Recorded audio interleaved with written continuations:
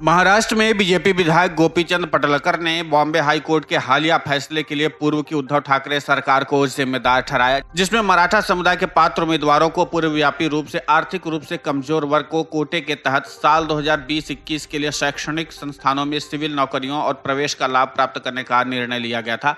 EWS का कोटा उन लोगों के लिए लागू है जो किसी अन्य कोटा में शामिल नहीं है और जिनकी पारिवारिक वार्षिक आय 8 लाख रुपए से कम है। अदालत के फैसले पर प्रतिक्रिया व्यक्त करते हुए पटलकर ने कहा कि उन्होंने पूर्ववर्ती महाविकास अघाड़ी सरकार को चेतावनी दी थी कि मराठा समुदाय को पूर्वव्यापी प्रभाव से ईडब्ल्यूएस के तहत आरक्षण नहीं दिया जा सकता है। पटलकर ने शरद और अजित पवार को ताना मारते हुए कहा, अब अदालत ने ठाकरे पवार सरकार के फैसले को रद्द कर दिया है। यह सिर्फ चाचा और भतीजे की मानसिकता को दर्शाता है कि वे गरीब और मराठों के लिए अच्छा नहीं चाहते हैं। बीजेपी ने कहा कि प्रधानमंत्री नरेंद्र मोदी और उप मुख्यमंत्री देवेंद्र फडणवीस थे जिन्होंने एकनाथ शिंदे को राज्य के सर्वोच्च पद पर लाने का मौका दिया। उन्होंने कहा कि शिंदे एक साधारण मराठा परिवार से आते हैं और आज राज्य के मुख्यमंत्री हैं।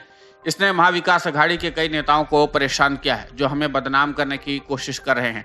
पटलकर ने आरोप लगाया कि ठाकरे सरकार ने हमेशा गरीब मराठों पर अपने ही रिश्तेदारों को बढ़ावा देना पसंद किया, हमेशा झूठे वादे कर समाज को गुमराह करते रहे हैं। 27 जून 2019 को हाई कोर्ट ने सामाजिक और शैक्षिक रूप से पिछड़ा वर्ग अधिनियम 2018 के तहत मराठा समुदाय को आरक्षण प्रदान करने के महाराष्ट्र सरकार के फैसले को बरकरार रखा।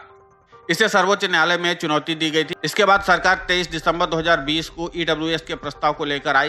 हालांकि मई 2021 में सुप्रीम कोर्ट ने मराठा कोटा को रद्द कर दिया। अब कुल मिलाकर इस पूरे विवाद में शिवसेना और बीजेपी आमने सामने है और इस मामले को लेकर शिवसेना इसलिए काफी ज्यादा सक्रिय दिखाई दे रही है क्योंकि उसका पुराना मुद्दा फिर से वापस मिल गया है। इसलिए इस मामले को अगर शिवसेना तूल देगी तो जाहिर सी बात है उसको एक बार फिर से महाराष्ट्र में वापसी का मौका मिल सकता है। उधर बीजेपी का आरोप है कि ईडब्ल्यूएस कोटा पर सिर्फ ठाकरे परिवार का एकाधिकार था और उन्हीं को लाभ मिलता था। दरअसल इस मामले में बीजेपी की तरफ से दलील दी गई है कि मराठा समुदाय को पूर्वव्यापी प्रभाव से ईडब्ल्यूएस के तहत आरक्षण नहीं दिया जा सकता है।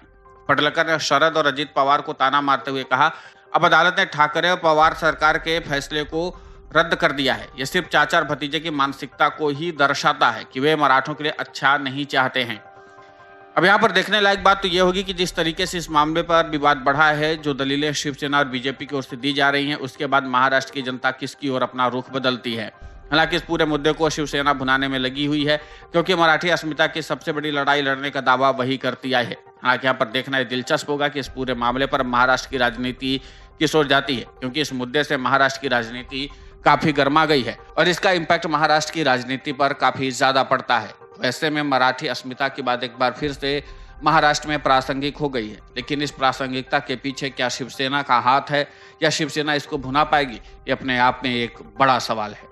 Video desk अमरउजाला.com। डाउनलोड करें अमर उजाला ऐप और पाएं खबरें लगातार।